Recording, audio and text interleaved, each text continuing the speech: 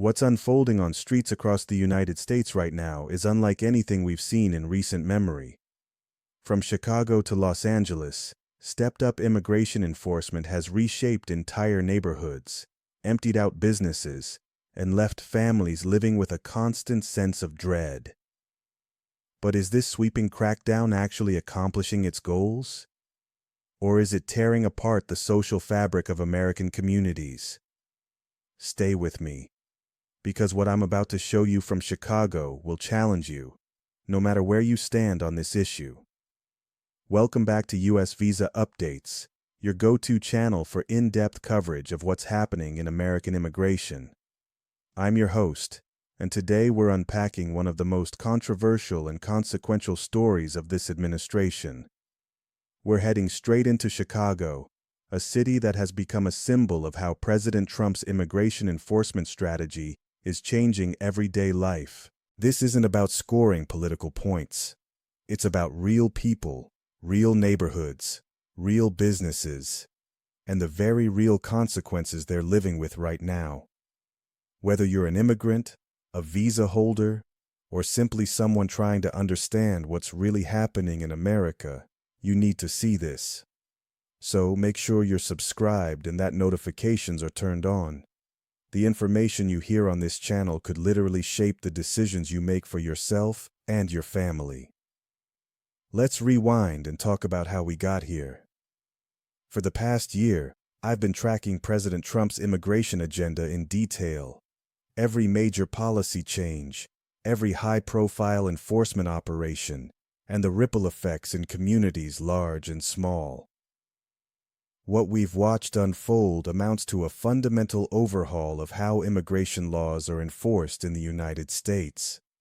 From the earliest days of his campaign, Trump put immigration at the center of his political identity. He described the United States as being overwhelmed, using language about an invasion, about the country being destroyed from within. He connected immigration to what he described as spiraling crime, unaffordable costs, and unsustainable pressure on public resources. This message resonated with a huge number of voters, especially those who believed the Biden administration had lost control of the southern border. But if you look at what the data shows right now, the picture is more complicated. Unauthorized border crossings have dropped sharply, falling to levels we haven't seen in years. Deportations, meanwhile, have risen consistently, month after month.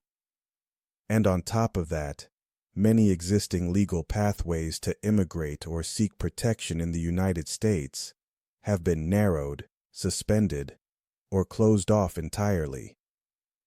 But the story dominating headlines, talk shows, and social media isn't about those legal channels.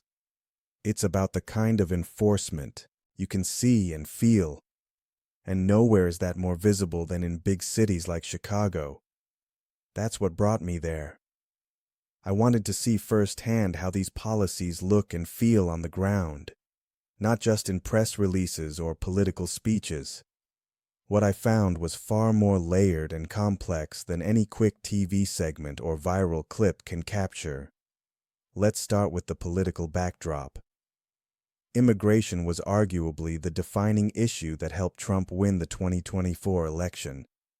Under President Biden, millions of people crossed the border without authorization. Some saw that as a humanitarian response to global crises. Others experienced it as a breakdown of order and border security. Either way, public frustration was unmistakable, and voters made it clear they wanted a change in direction. Trump's promise was blunt and unmistakable. Beginning on day one, he said he would launch the largest deportation effort in American history. He told voters repeatedly that it would be tough, that it wouldn't look nice, but he insisted it was the only solution. Chicago quickly became a focal point of that promise. Even before Trump took the oath of office, there were strong indications that Chicago would be one of the first major cities targeted under the new enforcement push. Chuck Hernandez, chairman of the Chicago Republican Party, invited border czar Tom Hammond to the area.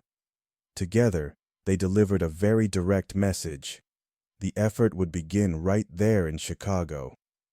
Hernandez brings an interesting mix of experiences, nearly 3 decades in law enforcement and roots in an immigrant family.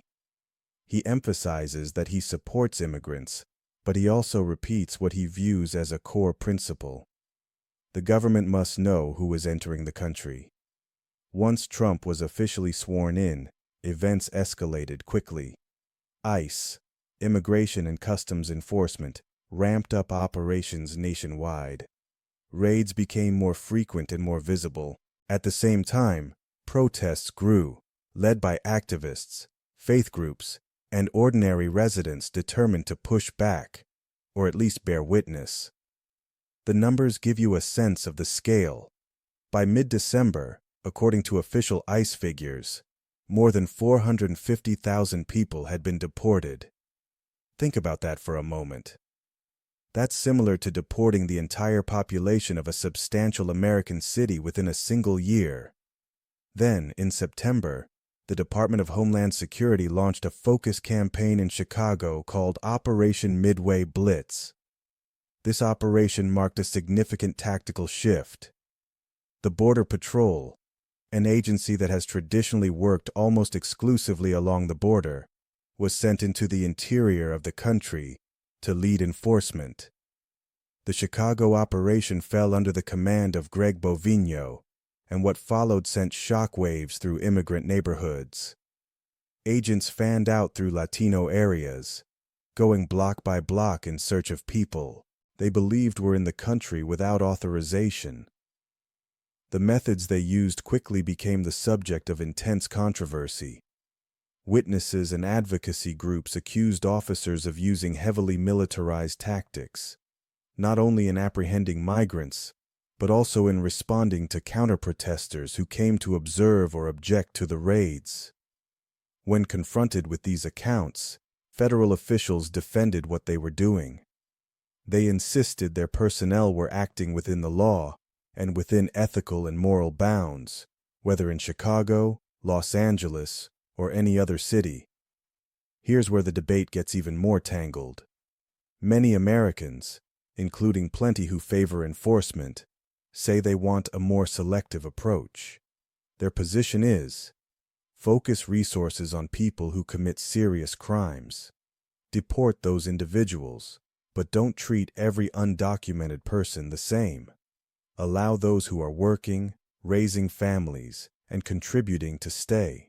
So how do supporters of the current strategy answer that argument? People like Hernandez say local officials in Chicago could easily cooperate with the federal government by handing over individuals ICE is trying to remove. But because the city has chosen to limit cooperation by adopting sanctuary city policies, they argue that ICE has no choice but to go directly into neighborhoods and find people themselves. And when that happens, there are what enforcement officials call collateral arrests.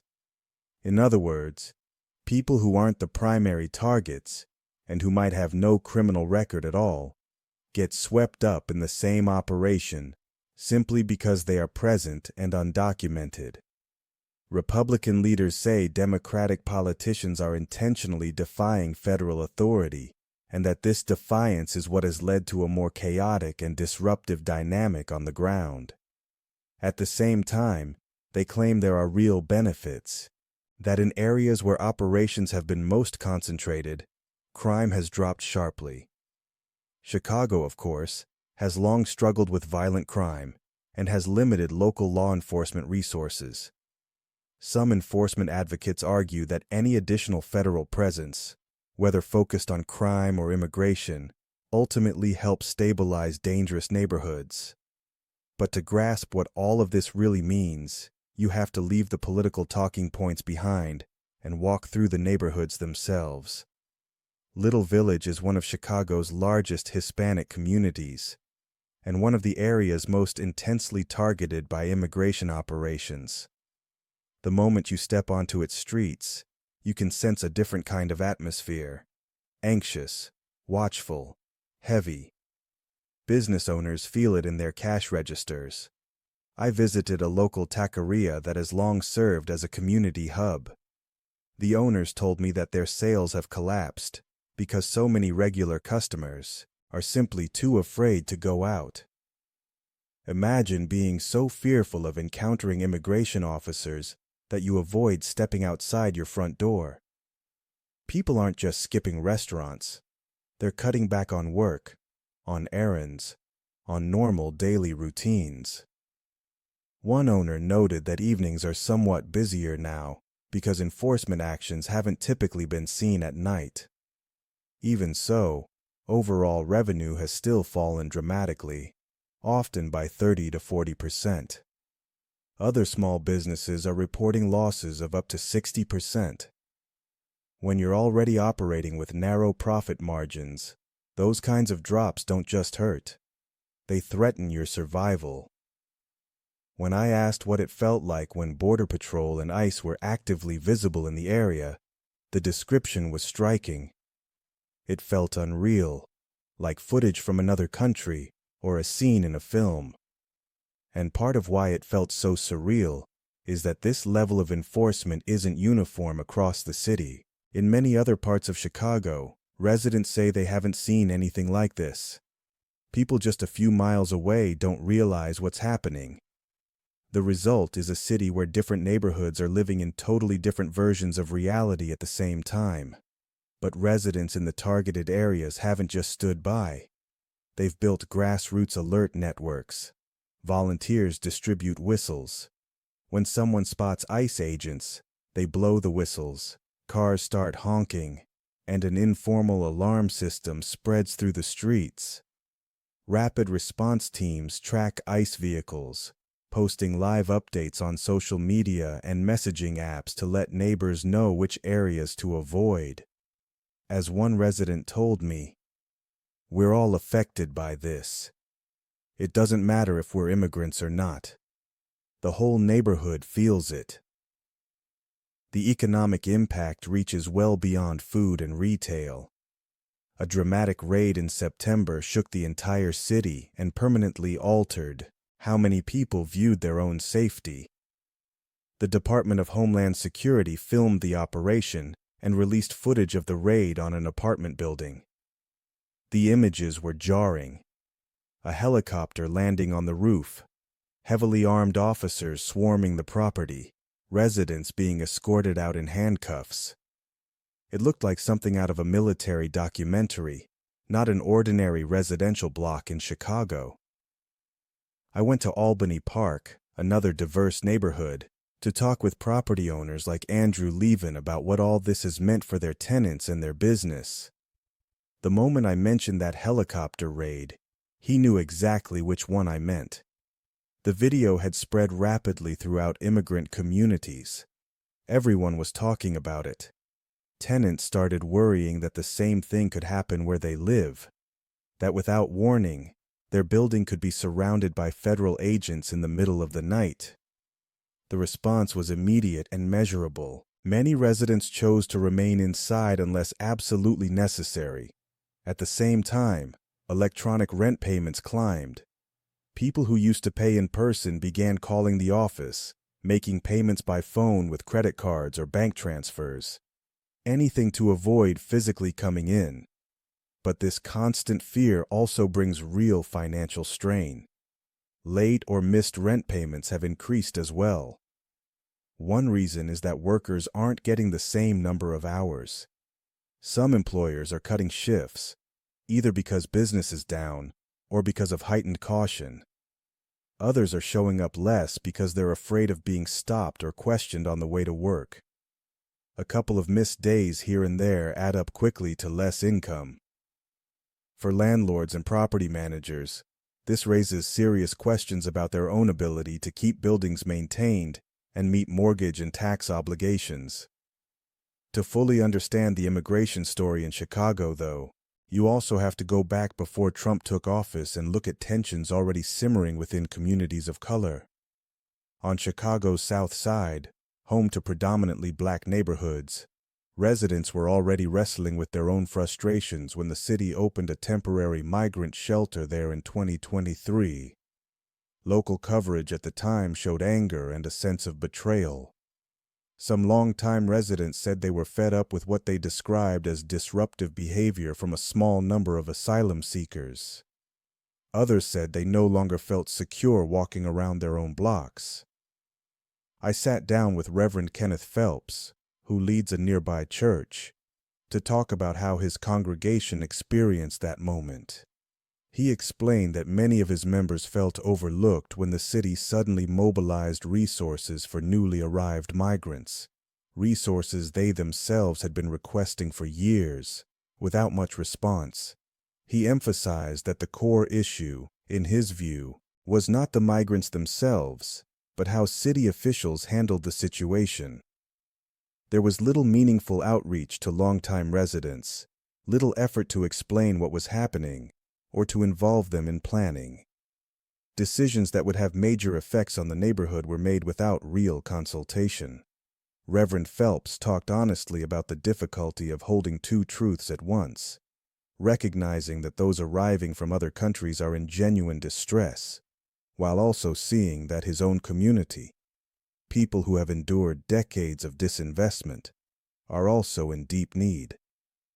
When I asked how he personally reconciles those competing demands, his answer was clear. For him, it isn't a choice between Black residents and Latino migrants. He sees himself as a bridge between both communities and refuses to reduce it to an either-or. In his view, any real solution must be both and, caring for the needs of everyone.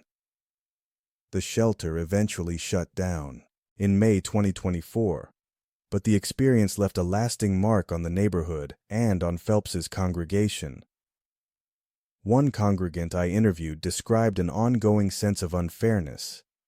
They pointed out that city departments and funding suddenly appeared for migrants in ways that had never materialized for African American residents, facing similar challenges with poverty, unsafe housing, and limited job prospects. And yet, over time, that same person's perspective changed. As they saw more of what migrant families were going through, the uncertainty, the trauma, the children caught in the middle, the resentment started to soften. They came to see the newcomers not as competitors for scarce resources, but as fellow human beings in crisis. These are people, they told me. They should be treated like people, no matter how they got here or what their paperwork says. Meanwhile, enforcement in Chicago continues. Day after day, week after week, month after month, people are adjusting, if you can call it that, to a new normal. Stories of neighbors shouting warnings when ICE vehicles appear are now common. People scanning the street, calling, texting, or literally yelling from one end of the block to the other in an effort to help others avoid being detained. One community leader I spoke with put the moral tension into words. They said they understand the idea that laws need to mean something, and that breaking them can't simply be ignored. They aren't advocating for completely open borders or for a world without rules. What they find so painful, though, is the sense that our political system has repeatedly failed to provide any alternative to what we're seeing now. For years, Congress has had opportunities to pass comprehensive immigration reform, plans that could strengthen border security and also create fair, realistic paths for people who are already here. Those chances have come and gone, under both parties, without real resolution. So today, enforcement is the only tool being widely used, and it's a crude, inflexible tool. It doesn't distinguish between someone who just crossed the border and someone who's lived in the U.S. for decades, raised children here, bought a home here, and never been accused of any crime other than an immigration violation. So fear lingers. Parents think twice before taking kids to school. Workers hesitate before heading to their shift. Families reconsider trips to the grocery store the clinic, or church. This is the daily reality, not just for hundreds of thousands of people in Chicago, but for millions across the country. So where does that leave us? President Trump points to this year's enforcement record as a major success. He says the country has gone from the worst situation on immigration to the best in a matter of months. He highlights the removal of criminals and insists these actions are restoring safety in some of America's most troubled cities. But as we've seen throughout this report, life on the ground is far more complicated than any soundbite or campaign slogan. Entire communities are being fundamentally reshaped. Families are being split up. Small businesses are barely hanging on. And many people who have never committed any crime beyond lacking legal status now live under a cloud of constant anxiety. This is U.S. Visa Updates. My commitment to you is to present what's actually happening, unfiltered, in context, and from multiple perspectives, so you can make informed decisions about your own life and your own views. If this breakdown gave you new information, if it pushed you to think about immigration in a different way, or even just helped clarify what's really unfolding in Chicago and beyond, please hit the like button and share this video with someone who needs to understand this issue. Don't forget to subscribe and enable notifications. Immigration rules, policies, and enforcement priorities are changing fast, and I'll be here to walk you through each development, step by step. Now I want to hear from you. How should the United States handle immigration enforcement? What does a fair balance between public safety and human dignity look like in practice? Leave your thoughts in the comments. I read everyone. Until next time, stay informed, stay engaged, and take care of one another.